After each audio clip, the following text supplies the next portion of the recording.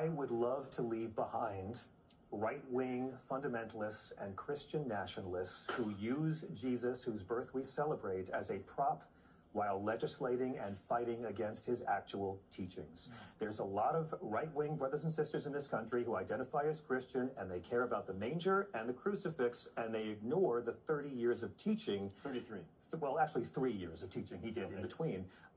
Jesus is not an ally of the Republican Party. There is no overlap between Jesus and the policies of Donald Trump. In South Carolina, they tried to have a bill this year calling for the death penalty for abortion. We're so pro-life, we'll kill you. That's where we're at right now. That's Stephen Wright. I would kill for a Nobel Peace Prize. Yeah. Seeing the Pope this week enrage these right-wing Christians so much because he acted like Jesus in blessing gay unions. Yep. Jesus is not anti-immigrant. He commands people to welcome the stranger. He never mentions abortion. The Bible never condemns abortion.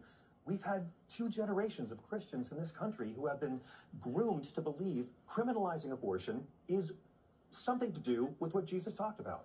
Christ was a peaceful, radical, nonviolent revolutionary, never mentioned gay people. He commanded you to pay your taxes, to welcome the stranger. Individuals and nations must care for the poor and sick in Matthew 25.